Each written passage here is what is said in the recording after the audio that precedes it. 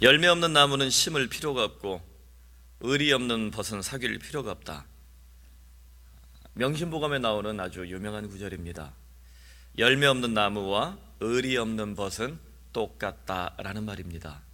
여러분의 벗은 어떻습니까? 여러분 주변에 있는 벗들은 어떻습니까?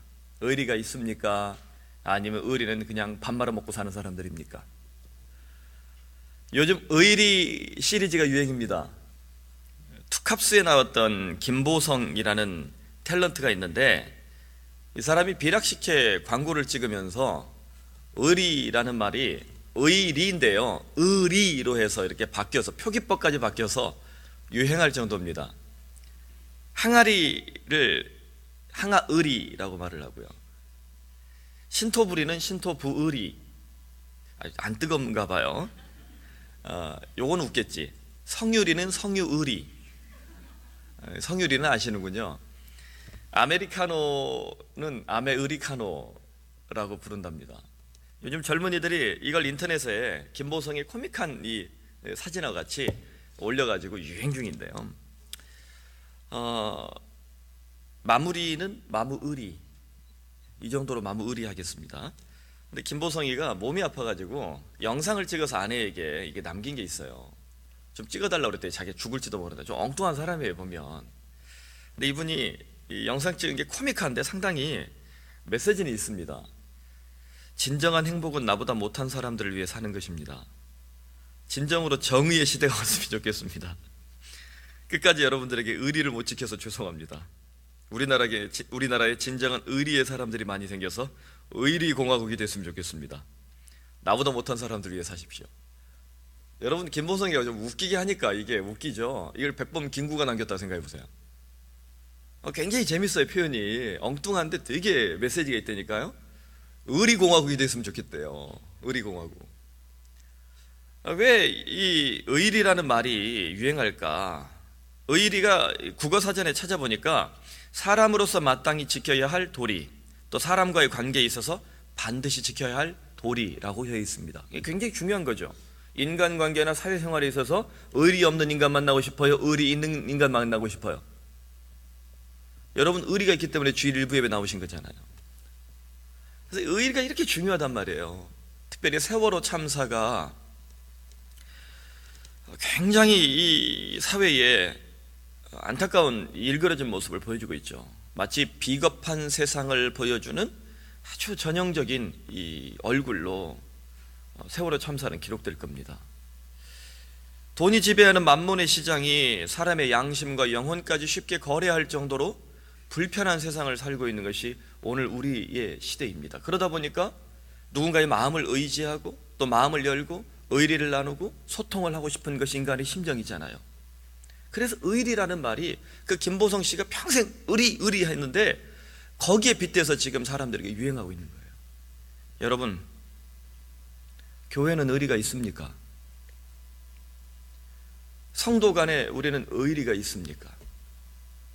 이렇게 참혹한 시대에, 이런 비겁한 시대에 과연 그리스도인으로서 우리는 이 의리를 발견하고 있습니까? 오늘 본문에 등장하는 다윗과 무비보셋의 이야기가 바로 그 의리라는 한 가지 정신, 아주 중요한 정신을 성경적인 맥락에서, 아니 거대한 신학으로 우리에게 삶의 이야기를 전달하고 있습니다. 먼저 1절에서 다윗은 그 의리의 정신이 어떤 것인가 우리에게 돌직구로 던지고 있어요. 사울의 집에 아직도 남은 사람이 있느냐? 내가 요나단으로 말미암아 그 사람에게 은총을 베풀리라. 다윗이 요나단 때문에 무엇을 베풀겠다고 약속합니까? 은총. 영어로 그레이스라고 이렇게 보통 알려져 있는 거예요. 근데 히브리어로는 이것이 헤세드라는 말로 더 유명합니다. 여러분, 헤세드 많이 들어보셨죠? 이 헤세드라는 말이 쉽게 말하면 저는 의리라고 표현하고 싶어요. 하나님은 의리의 하나님이십니다. 하나님은 헤세드의 하나님이라 말할 때 의리의 하나님이란 말이에요. 무슨 말이냐면 한번 하나님이 언약을 맺으면, 다시 말하면 약속을 맺으면, 맹세를 하시면 그 맹세를 깨뜨려요, 못 깨뜨려요? 깨뜨릴 수가 없는 존재예요. 깨뜨리면 신이에요, 가짜예요? 가짜신입니다. 시편 89편이 다윗을 향한 하나님의 헤세드가 어떻게 성취되는지 보여주는 아주 유명한 구절입니다. 제가 이것을 다시 여러분들이 낭독할 때 들어보세요. 내가 내 종 다윗을 발견했다. 나는 나의 거룩한 기름을 다윗에게 부어주었다. 그래서 나의 손이 다윗에게 견고하게 세워질 것이며 나의 팔이 다윗을 강하게 하리라. 실로 다윗은 나에게 말할 것이다. 당신은 나의 아버지, 나의 하나님, 나의 구원의 반석이십니다. 정녕 나는 다윗을 맏아들로 삼으리라. 지상 왕들 중 엘리온의 왕으로, 다시 말하면 최고의 왕으로 영원히 나는 그를 인하여 인애를 지키며 헷세드를 지키며 나의 언약은 그와 함께 영원히 존속하리라. 이 약속이 우리에게 임하길 바랍니다. 다윗에게 주신 시편 89편의 이 약속이 오늘 그리스도인으로 살아가고 있는 우리에게 주님이 지금 이 자리에서 시퍼렇게 주시는 약속이 되시길 바랍니다. 이걸 다시 재해석한 거예요. 히브리어 본문 따라서. 얼마나 여러분 이 마음에 이게 도전이 됩니까? 경험은 최고의 스승이라는 말이 있습니다. 여러분 춤을 글로 배우면 춤이 어떻게 되겠어요? 제대로 춤이 안 되겠죠. 여러분 사랑을 글로 배우면 어떻게 되겠습니까? 사랑이 안 됩니다. 다윗이 하나님을 글로 배운 것이 아니라 삶의 현장에서 생생한 경험으로 배웠다는 거예요. 광야에 쫓겨났을 때, 혹은 이 지독한 이 악당들에 의해서 공격을 받을 때, 그 숱한 현장에서 다윗은 하나님을 그저 글로 배우거나 다른 사람의 입술로 배운 것이 아니라 자신의 영혼으로, 심장으로 생생하게 하나님을 만났습니다. 하나님을 경험한 사람이라는 거예요. 그러니까 이 말씀이 다윗에게 살아 역사하고 운동력 있게 역사하는 믿음의 말씀으로 그에게 전달되고 있는 거예요. 여러분 어떻습니까? 다윗은 하나님의 헷세들을 살아서 역사하는 실제로 보여주고 있는 이 그림이에요. 우리에게는 그런 모습이 있습니까? 과연 나는 예수 믿는 사람이라 하면서, 그리스도는 하면서 내 얼굴만 봐도 혹은 내 삶의 이 패턴만 봐도 다른 사람이 당신 예수 믿는구나 라고 생각하나요? 오죽하면 어떤 사람 그러잖아요. 택배기사들이 제일 짜증내는 사람 중에 하나가 그리스도인이다 이런 말을 하면 이거 할 말이 됩니까 안 됩니까? 이삿짐 센터 아저씨들이 이사하고 나서 꼭 짜증내는 게 십자가 걸린 집을 보면서 짜증낸다 그러면 되겠어요 안 되겠어요? 물론 일부가 그러겠죠. 일부가 그러는데 그게 이제 재수없게 크게 보이니까 기독교인 전체가 그런 것처럼 보이겠지만 웬만하면 손해볼 줄 아는 그리스도인 되시길 바랍니다. 근데 대놓고 크게 손해볼 필요는 없는데 자꾸 뭐 사소하고 그냥 대충 눈 감으면 넘어가는 거. 제가 양복이나 옷을 드라이를 좀 하잖아요. 그죠? 옷이 좀 많은 편이잖아요. 그래서 이 드라이 해주는 이 세탁소가 상당히 좋아합니다. 근데 한 절기 쭉 입고서 한 10벌 정도 제 옷이 넘어가요.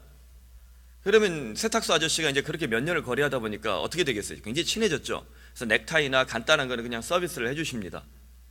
근데 제 아내가 이렇게 따지다 보면 이 아저씨가 제가 목사인지 아는지 모르는지 아마 모를 거예요 잘. 근데 이제 우리가 잘해주거든요. 돈 달라면 딱딱 주고. 어쩔 때는 계산이 달라요. 양복이 A 양복은 얼마, B 양복은 얼마, 그렇다고 뭐 브랜드가 다른 것도 아닌데 계산이 달라요. 근데 집사람이 전화해요. 왜 계산이 다르냐? 그러면 옷이 어쩌어쩌 해서 이렇게 다르겠다. 그러면 집사람이 웃으면서 잘 좀 해주세요. 참 천사죠. 따질 건 따지는데, 제 아내가 따질 건 따지는데 결국은 돈은 다 주고 결론은 뭐예요? 아저씨 잘 부탁드릴게요. 웃으면서 이제 얘기하는 거예요. 다음에 오시면 아저씨나 아줌마 오시면 또 이제 좀 잘해주는 거예요. 그러니까 이 아저씨가 우리 집에 옷 거래한 지가 지금 몇 년 됐는데요. 저희가 안 받고 계속 하거든요. 어느 순간 이제 교회 다니세요라는 말을 할 때가 올 거예요. 근데 굉장히 이렇게 좋아지는 거죠. 어떻게 보면 사실 약간 우리가 옷을 많이 맡기니까 더 받기도 하는 것 같아요. 한 번에 이렇게 절기 끝나고 망창망창 맡기니까 전화 집사람 모습. 여러분 작은 손해를 볼 수 있어야 됩니다. 그거 돈 1,000원, 2,000원, 돈 10,000원 가지고 손해 안 보려고 싸우다가 예수님 얼굴에 똥 바를 수 있어요. 다윗이 이제 뭐 누구 두렵지 않을 정도로 성공을 하게 됩니다. 엘리온이 된 거예요. 최고의 왕이 된 거예요. 그 자리에 섰을 때 보통 2개의 길이 열립니다. 이놈의 새끼들 다 죽여버려야지. 고마 뽀사 뿌려야지. 뽀사 뿌려야지. 그래서 원수를 갚는 사람이 있어요.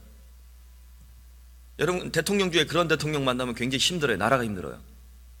나한테 잘못한 사람, 나한테 이렇게 좀 이렇게 불편하게 했던 사람들 잡아가지고 한번 죽여버려야지. 자, 이런 사람들이 나오면 아주 골치 아픕니다. 근데 다윗은 얼마나 속에서 그런 원수 같은 마음이 있었겠어요. 계속 전투 중이에요. 그런데 다윗의 마음에 역전승이 벌어져요. 뭐냐면 나한테 하나님 주신 이 헤세드, 하나님의 의리를 따라서 내가 의리를 지켜야 될 사람이 누구일까? 그걸 고민한 거예요. 과연 내가 지금 오늘 이 성공을 같이 나눌 수 있는, 이 나의 밥상을 같이 나눌 수 있는 그 사람이 누구일까? 다윗이 깊이 고민하게 됩니다. 그리고는 물어보는 거예요. 사울의 집안에 남은 사람이 있느냐? 내가 요나단 때문에 그에게 의리를 갚겠다. 요나단은 여러분 잘 알다시피 성경에서 다윗과 요나단으로 가장 아름다운 이름이 됩니다. 다윗과 요나단, 의형제예요. 요나단이 원래 왕자잖아요. 사울 왕의 적통 왕자입니다. 그런데 자신의 왕권과 이 모든 약속을 누구에게 양보해요? 다윗에게 송두리째 양보해요. 다시 말하면 삼성 이건희 회장의 아들 이재용 씨가 저에게 다 양보하는 거 똑같은 거예요.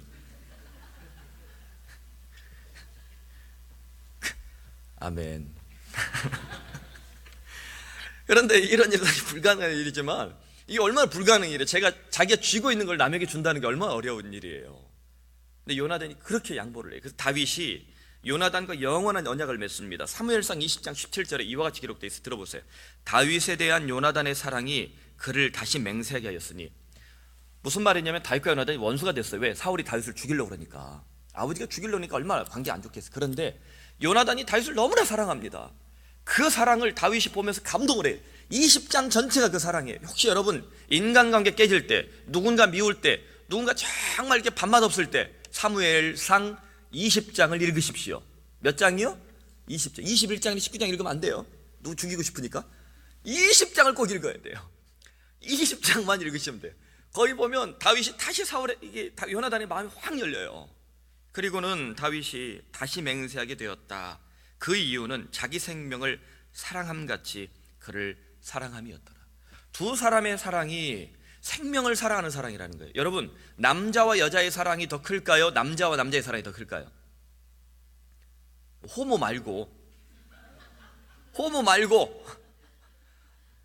남자와 남자의 사랑이 있죠. 이런 그 육체적 사랑 말고 이런 의리의 사랑 있잖아요. 이게 크면요 엄청납니다.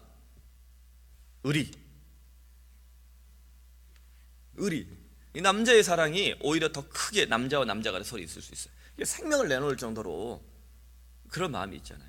제가 군 생활할 때, 제가 중2 때 만났던 우리 연대장님 같은 경우는 내가 만약 전쟁이 벌어진다면 난 저분 앞에서 장렬하게 저분 대신 총탄 맞아 죽을 수도 있다라고 생각을 했어요.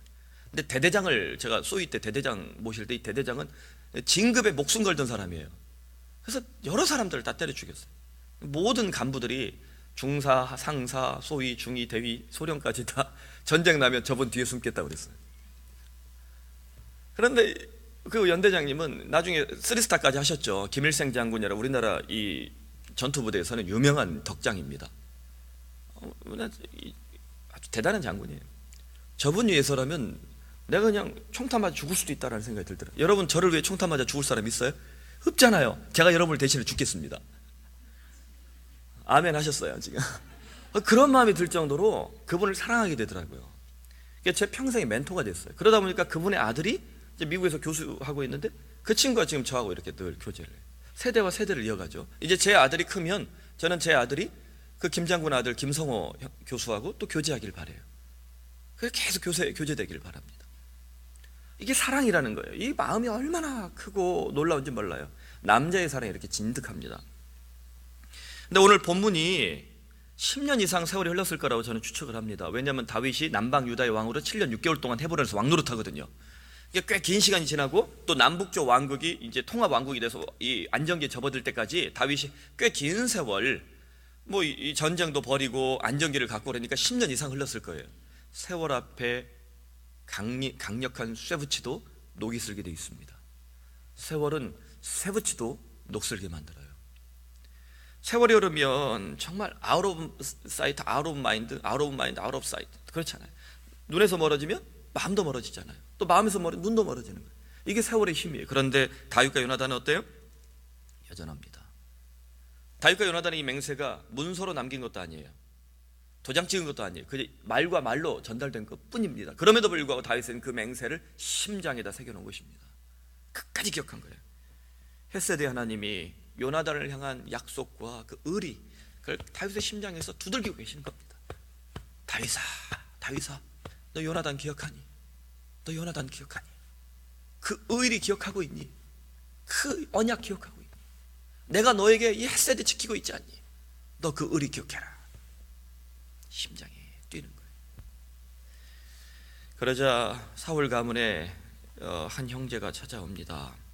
시바가 다윗 왕에게 말했습니다. 요나단의 아들 하나가 있는데 다리 저는 자니이다. 다윗 왕이 물었다. 그가 어디 있느냐? 시바가 말했다. 로드발 암미엘의 아들 마길의 집에 있나이다. 마길의 집에 숨어 있나이다라는 뜻이에요. 마길의 집에 은닉해 있나이다라는 뜻입니다. 왜? 다윗 왕권이 나왔으니까 그 전대 왕권인 사울 왕권 어때요? 적대적 관계예요. 죽음을 당할 수 있기 때문에 숨어 있는 거고 도피해 있는 겁니다. 다윗은 기어코 요나단의 아들 무비봇을 찾아냅니다. 정치적으로 위험한 행동일 수 있어요. 왜? 사울의 힘이 아직도 여전한데 다윗과 이 왕권 관계에 있어서 경쟁이 있는데 그 적통 아들을 찾아낸다는 건 어때요? 심각한 잠재적 위협, 정치적 역성혁명의 위협이 가능한 겁니다. 그럼에도 불구하고 다윗은 어떻습니까? 무비보셋을 반드시 회복시킵니다. 이런 정치적 위협을 감수하고도 다윗이 무비보셋을 반드시 회복시켜요. 세 가지 회복이 나옵니다. 첫째, 무비보셋은 불행한 삶에서 해방됩니다. 해방이라는 말이 중요해요. 숨겨진 삶, 은닉된 삶, 그저 잉여 같은 삶에서 무비보셋이 이제 해방을 당하는 거예요. 5절에 보면 다윗 왕이 사람을 보냈다. 로드발 암미엘의 아들 마길의 집에서 무비보셋을 극진하게 모셔왔더라. 이게 데려왔다 돼 있는데 그냥 브링이 아니에요. 브링 이게 아니에요. 블링블링하게 데려온 거예요. 그냥 반짝반짝하게. 이 무비보셋이 다리 저는 자니까 장애 우고, 그 당시에 다리 저는 자는, 여러분 죄송한 표현입니다. 저는 그런 생각 없어요. 병신 대접 받았어요. 성전에 올라가지 못할 정도로, 제사장이 되지 못하는 이런 이 침통한 관계였습니다. 근데 그를 블링블링하게 만들어서 모셔오는 거예요. 더 이상 어두운 밀실에 있지 말라는 거예요. 밝은 햇살 아래로 나오라는 겁니다. 그리고 다윗은 무비보셋에게 약속합니다. 더 이상 어두움 속에 숨어 있지 마라. 너는 더 이상 숨을 필요가 없다. 내가 너에게 자유로운 삶을 살게 할 것이다. 여러분 삶의 현장에 이런 어두운 밀실에 갇혀 있는 자가 있습니까? 그를 찾아내십시오. 두 번째, 무비보셋은 사울 가문의 전 재산과 권리와 자격을 회복합니다. 사울 왕가가 베냐민 지파의 귀족 가문이에요. 귀족 가문이니까 그 가진 영지나 또 재산이 꽤 많았겠죠. 그러나 왕권 투쟁 가운데 이것이 다 소멸돼 버렸습니다. 그 과정 속에서 다윗이 무비보셋에게 다시 이것을 찾아주는 거예요. 그래서 9절 10절에 보면 왕이 사울의 시종 시바를 불러 말했다. 사울과 그의 온 집에 속한 것은 내가 다 무비보셋에게 주었다. 내가 다 무비보셋에게 회복시켜 주었다. 그러므로 너와 내 아들들과 내 종들은 그를 위하여 땅을 갈고 거두어 무비보셋에게 양식을 대주어 먹게 하라. 무슨 말이에요? 시바 너의 가문이 귀족 가문이지만 이제 무비보셋이 너의 주인이니까 그를 위하여 너의 가문은 충성하라는 겁니다. 대단한 일이에요. 이건 무비보셋은 거지처럼 쫄딱망한 인생이었습니다. 희망이 없는 인생이었어요. 하지만 다윗의 의리 앞에 인생 역전을 경험하고 있습니다. 마치 우리가 알고 있는 유명한 노래 같잖아요. 내가 만약 외로울 때면 누가 위로해 주리. 술도 아닙니다. 돈도 아닙니다. 오직 주님만이 나의 위로가 되는 줄로 믿습니다. 하나님의 헷세드가 다윗의 가문과 요나단의 가문에 있잖아요. 하나님의 의리가 쫄딱망한 인생 같은 무비보셋의 그 집안에 아직도 있잖아요. 이것이 은총의 역사인 줄 믿으시길 바랍니다. 그것이 살아 숨쉬니까 무비보셋을 더 이상 어둠 속에 두지 않고 그를 실패한 자로 두지 않고 회복시켜 주시는 거예요. 여러분, 하나님의 힘이 다윗을 움직이신 겁니다. 이 힘이 우리의 삶에 있길 바랍니다. 세 번째, 무비보셋은 날마다 왕의 만찬에 앉는 영광을 허락받습니다. 그 10절 11절에 보면 무비보셋은 항상 내 상에서 빵을 먹으리라. 무비보셋은 왕자 중 하나처럼 왕의 상에서 밥상을 먹었더라. 2부 예배 때는 이 창문을 닫으시길 바랍니다. 우리 유초동부 개떼들이 뛰어다니고 있습니다. 저놈들이 저의 만찬을 늘 이렇게 회방하는 놈들입니다. 여기 부모들 다 있죠. 이제 무비보셋이 날마다 왕의 만찬에 앉는 영광을 낳는 거예요. 그래서 얼마나 놀라운 일이에요. 어떤 자유주의 학자들은 다윗이 무비보셋을 이제 감시하기 위해서 밥상에 앉혀놨다는 거예요. 그래서 밥을 먹다가 이제 만찬에 코스 요리가 나오잖아요. A 코스, B 코스, C 코스. 코스별로 나오다가 사울 가문이 조금 밥맛 떨어지면 목을 댕강 자르겠다는 겁니다. 아니에요. 그런 수준이 아니에요. 여러분, 그런 사람은 리더가 아닙니다. 사람을 의심하고 사람을 저울질하는 사람은 리더가 아닙니다. 리더는 믿어야 됩니다. 마음을 줘야 됩니다. 설사 내게 배신을 하고 조금 실수할지라도 그걸 품고 그냥 믿을 수 있어야 돼요. 그것이 진짜 리더입니다. 다윗은 그런 리더예요. 무비보셋의 신분을 다윗은 왕자처럼 새롭게 회복시켜줍니다. 더 나아가 다윗 왕의 만찬에 날마다 앉게 해줬어요. 자신의 왕자들과 똑같은 신분으로 앉게 해줬습니다. 이게 무슨 뜻입니까? 너의 목숨은 내 앞에 있기 때문에 누구도 감히 건드릴 수가 없다. 너는 왕의 만찬에 초대된 VIP이다. 고로 너는 영원히 안전하다. 여러분, 이 예배가 왕의 만찬인 줄로 믿으시길 바랍니다. 하나님 앞에 성경을 붙잡고 기도하며 주의 만찬 앞에 날마다 앉을 때마다 주님이 나를 VIP로 불러주시고 영원히 안전하신 하나님의 혜세들을 부어주시는 줄로 여러분 믿으시길 바랍니다.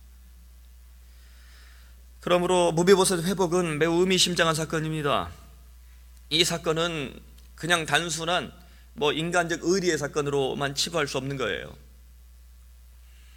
성경은 이 사건을 통해서 우리에게 거대한 신학, 거대한 복음을 선언하고 있습니다. 그렇다면 왕의 만찬에 초대된 무비보셋은 오늘 우리에게 어떤 웅장한 메시지를 보여주고 있을까? 다윗과 무비보셋을 저는 예수 그리스도와 그의 백성으로 연결해서 묵상하고 싶습니다. 다윗과 무비보셋, 예수 그리스도와 그의 백성들, 여러분 한번 이렇게 대입해서 묵상해 보시길 바랍니다. 주님은 언제나 우리에게 행복한 밥상을 선물하길 원하시는 그런 하나님이십니다.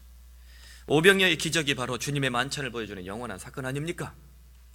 그 오병이어의 만찬을 통해서 요한복음 6장 33절로 36절에 주님은 오병이어의 기적이 단순히 밥 많이 먹고 배부른 이게 아니라, 축복받는 이야기가 아니라 이 사건의 본질적 메시지를 다시 재해석해 주고 계세요.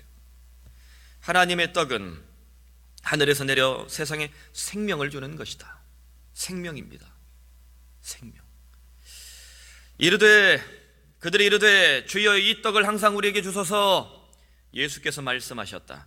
나는 생명의 떡이니 내게 오는 자는 결코 줄이지 아니할 터이요 나를 믿는 자는 영원히 목마르지 아니하리라. 아멘.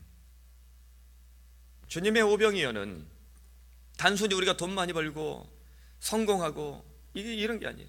저도 설교 때마다 여러분들에게 자신 있게 얘기하고 싶습니다. 예수 믿으면 여러분 복 받을 것입니다. 새벽을 깨우면 여러분 하나님 응답하실 것입니다. 주일 예배 여러분이 빠뜨리지 않고 52주 출석하면 하나님이 뭔가 큰 기적을 주실 것입니다. 물론 저도 이것을 믿습니다.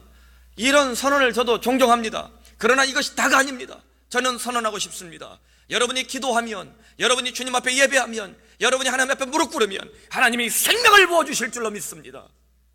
하나님의 약속은 복, 돈, 명예, 권력, 이것을 다 뛰어넘어서 하나님의 기이한 생명입니다. 하나님의 신비한 생명입니다. 이 생명이 우리에게 복을 주십니다. 이 생명이 우리에게 능력을 주십니다. 이 생명이 우리에게 성공을 주십니다. 생명을 누리시길 바랍니다.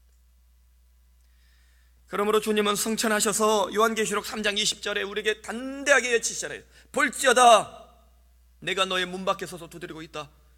그러므로 누구든지 그 소리를 듣고 문을 열면 내가 그에게로 들어가서 그와 더불어 밥상을 먹을 것이고 그는 나와 함께 그 영원한 밥상을 먹을 것이다. 할렐루야. 이 주님의 약속이 오늘 우리 교회에, 우리 일터에, 우리 가정에, 우리의 심장에 넘치길 바랍니다. 그러므로 이 왕의 만찬은 이 주님의 약속을 따라서 웅장한 두 개의 메시지를 우리에게 약속하고 있어요. 첫째, 누가 왕의 만찬에 참여할 수 있는가? 두 발을 다 저는 사람입니다. 두 발을 다 저는 사람입니다. 돈 많은 사람, 권력 있는 사람, 성공한 사람, 마음이 담대한 사람이 아니라 두 발을 다 저는 사람입니다. 무비보셋이 항상 왕의 상에서 밥을 먹었다. 그래서 예루살렘에 살았다. 그는 두 발을 다 절더라. 13절에 이 결론을 내립니다. 저는 이 말씀이 그렇게 제 속에 감동이 됩니다. 무비보셋은 육체적으로 장애우였어요. 그러나 영적으로 적용해 봅시다. 왕의 만찬에 참여할 사람은 두 발을 저는 사람이다. 무슨 뜻입니까? 한쪽 발 절고 이 한쪽 발 튼튼한 사람, 이게 아니에요. 두 발을 다 저는 사람이에요. 하나님 앞에 나는 전적으로 타락하고 전적으로 부패하고 내가 할 수 있는 것은 아무것도 없다고 말할 수 있는 사람이에요. 주님 앞에 나의 의나 나의 공로나 나의 행함에 어떤 것을 자랑할 수 없는 사람, 바로 주님 앞에 철저히 행복할 수밖에 없는 사람, 나의 인생의 한계와 내 삶의 한계를 철저히 고백할 수 있는 사람, 바로 그 사람이 왕의 만찬에 초대된 사람입니다. 그러므로 8절에 무비보셋이 자기 입으로 자기 자신을 뭐라고 고백합니까? 이 고백이 우리의 고백이 되길 바라요. 이 종이 무엇이기에 왕께서는 죽은 개 같은 나를 돌아보시나이까? 과연 내가 누구길래 당신은 죽은 개 같은 나를 돌아보시나이까? 죽은 개 같은 나. 이 고백이 오늘 우리 기독교의 영성을 보여줍니다. 성경의 영성은 죽은 개 같은 나를 돌아보시는 하나님, 죽은 개 같은 나를 그 만찬에 초대해 주시는 예수 그리스도, 그 앞에서 무릎 꿇는 무비보셋 같은 사람, 바로 그 사람을 찾고 있다는 거예요. 창세전에 그리스도 안에서 우리를 택하사 우리로 그 사랑 안에서 그 앞에 거룩하고 흠이 없게 하시려고 그 기쁘신 뜻대로 우리를 예정하사 예수 그리스도로 말미암아 자기의 아들들이 되게 하셨으니 이는 그의 사랑하시는 자 안에서 거저주시는 바 그의 은혜의 영광을, 그의 헤세드의 영광을 찬미하게 하려 하는 것이라. 에베소서 1장 4절 5절의 말씀입니다. 사도 바울이 이 말씀을 통해서 우리에게 무엇을 말합니까? 하나님이 기쁘신 뜻대로 우리를 선택하셨다는 거예요. 우리를 불러주셨다는 거예요. 그래서 그의 은혜의 영광에 참여할 수 있는 자격을 주셨다는 겁니다. 사랑하는 여러분, 하나님 나를 기뻐하시기에 나의 지푸라기 같은 믿음을 받아주셨습니다. 내가 내놓을 것이 어떤 것도 없음에도 불구하고 주님이 나를 받아주셨습니다. 우리가 칼빈주의 5대 교리를 종종 얘기하지만 이 튤립이라고 불리는 칼빈주의 5대 교리를 말한다면 그 중에 세 가지가 우리에게 제시됩니다. 전적 타락, 무조건적인 선택, 저항할 수 없는 은혜가 바로 그것입니다. 나는 전적으로 타락한 존재임을 믿음으로 각성하게 됩니다. 예수를 만나면 내가 전적으로 타락하고 부패했다는 사실을 고백하지 않을 수 없습니다. 그런데 주님은 그런 나를 무조건적인 선택으로 나를 구원해 주신다는 거예요. 그러므로 이 예수님의 헤세드는, 이 예수님의 사랑은 도무지 내가 저항할 수 없는 은혜라는 겁니다. 불가항력적인 은혜라는 것입니다.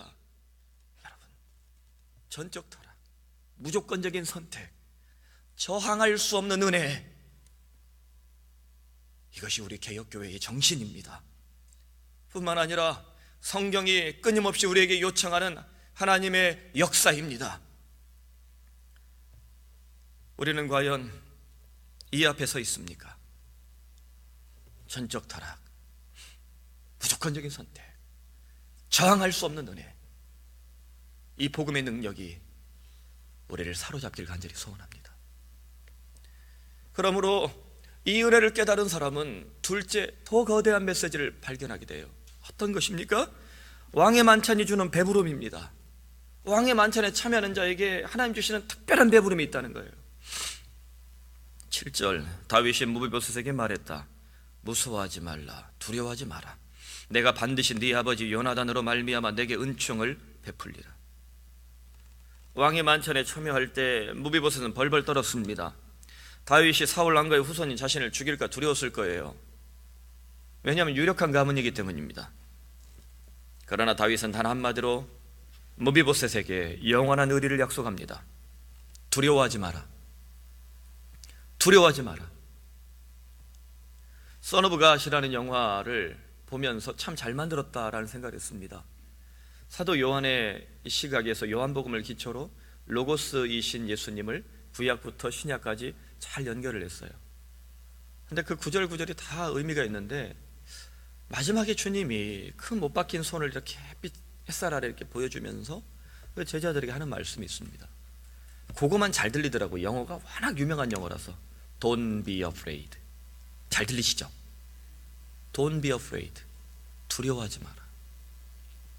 예수 그리스도께서 우리에게 찾아오실 때마다 우리에게 주시는 것이 바로 이 약속인 줄로 믿습니다. Don't be afraid. 부활하신 주님이 제자들에게 가득가득 강조하시는데 그때 제자들의 상황이 어때요? 예수의 제자, 사도라는 이 특권이 있지만 그들은 예수 부인한 사람들입니다. 배신자들이에요. 십자가에서 예수님 버리고 도망친 낙오자들입니다. 뿐만 아니라 교회까지 버렸던 비겁한 목회자들이었습니다. 그러나 실패한 제자들을 향해서 주님은 단언하십니다. 두려워하지 말라. 하나님을 믿으니 나를 믿어라. 두려워하지 마라. 하나님을 믿으니 나를 믿어라. 여러분에게 이 믿음이 있습니까? 주님이 내게 주시는 두려워하지 말라 이 음성이 들립니까? 일터에서 혹은 삶의 현장에서 우리는 숱한 두려움 앞에 서게 됩니다. 공포 앞에 서게 됩니다. 저는 요즘 시대를 두고 불안사회라고 진단을 합니다. 자, 여러 번 강조했을 거예요. 이 불안사회가 어디서 터질지 몰라요. 그러나 이 불안사회에서 주님이 우리에게 주시는 단 한 문장은 Don't be afraid. 두려워하지 마라. 왜 그렇습니까? 예수를 믿는 자들은 결코 왕의 만찬에서 쫓겨날 수가 없기 때문입니다. 십자가와 예수의 피가 주님의 영원한 의리를 보여주고 있기 때문입니다. 그러므로 주님이 십자가의 그 보혈을 통해서 우리에게 무엇을 약속하고 계십니까? 아무도 너를 나에게서 빼앗을 수 없다. 내가 너와 끝까지 함께 할 것이다. 그러므로 너는 나의 자녀로 날마다 회개하고 날마다 변화될 것이다. 이것이 주님이 우리에게 주시는 약속이요, 또 우리가 주님 앞에 보여줘야 될 당연한 회심의 은총입니다. 구원파는 날마다 변화되는 것을 포기했습니다. 이것은 극악한 짓입니다. 오늘 한국 장로교가 은총을 너무 강조하다 보니까 날마다 회심하고 날마다 변화되는 이 제자의 길을 잃어버렸어요. 이것도 주님 앞에 회개할 일입니다. 그러나 여러분, 우리는 왕의 만찬에 참여합니다. 그러므로 그 왕의 만찬에 참여하기 위해서 날마다 우리의 의복을 점검하시길 바랍니다. 나의 신발을 점검하시길 바랍니다. 나의 양심을 점검하시길 바랍니다. 주님의 얼굴에 합당하게 끊임없이 나의 삶을 주님 앞에 헌상하는 그 삶, 주님 앞에 이 제자의 길을 날마다 점검할 수 있기를 바랍니다. 결론을 맺습니다. 버락 오바마, 제가 참 좋아하는 사람이에요. 오바하지 않는 사나이, 그래서 오바마. 연설의 대가죠. 저는 이분을 보면 부흥사 같아요. 정말 탁월한 부흥사 같아요. 참, 우리나라 정치인들 중에 학벌, 가문 다 좋은데 연설이 안 되는 분이 계시죠. 정시 가문에 계신 분. 참 좋은 분인데 연설이 안 되시잖아요. 뭔 소리를 하는지를 모르겠어요. 우리 좀 정치인들이 연설 좀 잘해야 돼요. 국민들 좀 시원하게 만드는 연설가가 나와야 되는데 김대중 대통령이나 김영삼 대통령, 노무현 대통령 같은 연설가가 없는 것 같아요. 버락 오바마가 대단한 연설가입니다. 1961년 8월 4일 하와이 호놀룰루에서 태어났죠. 케냐 출신의 흑인 유학생 아버지, 이건 못된 놈이에요. 부인도 있는데 못된 놈이에요. 캔자스 출신의 백인 어머니와 결혼을 했다는 말이에요. 근데 이게 1960년대 미국 사회에서 금기였답니다. 그러니까 이제 금기된 사랑을 한 거죠. 오바마가 청소년기에 이런 백인 주류의 사회에서 인종차별도 많이 겪고 또 술이나 마약 같은 데도 일탈을 하고 이렇게 막 방황을 많이 했답니다. 근데 하버드 로스쿨까지 갔어요. 하버드 로스쿨. 안 놀래. 서울대 로스쿨 갔어요. 와, 이제 이러는 거죠. 하버드 로스쿨까지 마쳤지만 사실 백인 주류의 사회에서 그가 쉽지 않았어요. 흑인이라는 피부색이 그의 인생에 거대한 장애물인 거예요. 백인 어머니가 있지만 흑인 이 우월이 있으니까 이게 흑인이라는 이 피부색이 거대한 장애물이에요.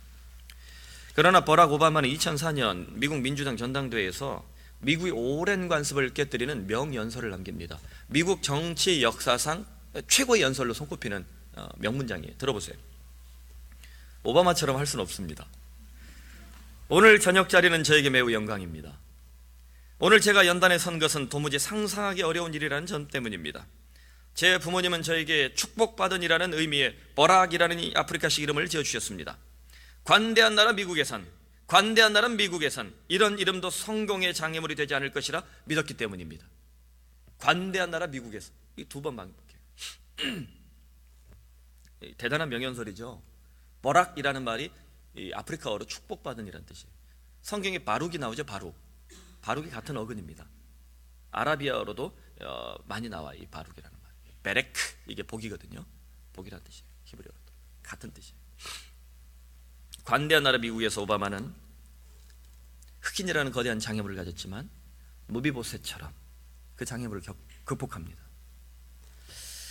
그리고 자신의 거대한 장애를 미국이라는 거대한 밥상에 우직하게 던집니다. 놀랍게도 미국인들은 아프리카 이름을 가진 흑인을 자신들의 밥상을 책임지는 최초의 흑인 대통령으로 선택을 합니다. 미국이 여전히 성경에 손을 얹고 대통령이 취임식을 하는 나라잖아요. 그 대통령이 연설할 때마다 끝에 God bless you라고 말합니다. God bless you. 하나님이 여러분을 축복하십니다 라는 말을 선언하는 나라예요. 미국이 세계적으로 호불호가 나뉘긴 합니다. 그래도 이만한 제국주의는 드물었던 것 같아요. 적어도 미국 자체적으로는 헤세드가 뿌리 깊게 자리 잡은 나라라는 생각이 듭니다. 그래서 저는 아메리카노는 아메의리의리카라고 이렇게 좀 바꿔도 괜찮지 않을까. 적어도 그 나라 안에서는 아메의리의리카, 의리가 있어요. 여러분 어떻습니까? 오바마라는 대통령이 이렇게 대통령 되는 거 아주 쉬운 과정이 아니에요. 잘 생각해 보세요. 미국이라는 이 관대한 나라가 자신들의 밥상을 연 겁니다. 그 국민들이 연 거예요.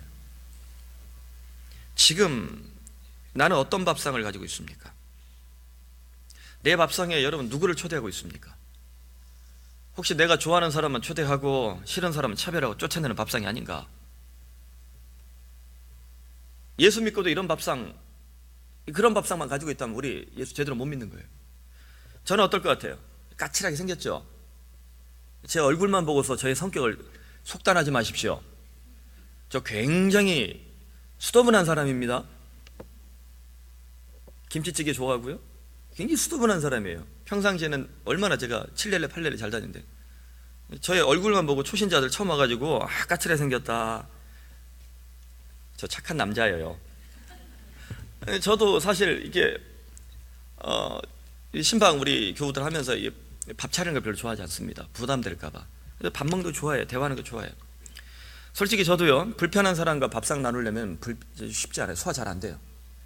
전에 교회는 워낙 컸기 때문에 그런 불편한 사람들이 줄을 섰었어요. 그런 사람들은 밥 먹는 게 쉽지 않았습니다. 그래서 제가 장폐색 걸렸나 봐요. 저도 제가 편한 사람 밥 먹는 게 소화 잘 돼요.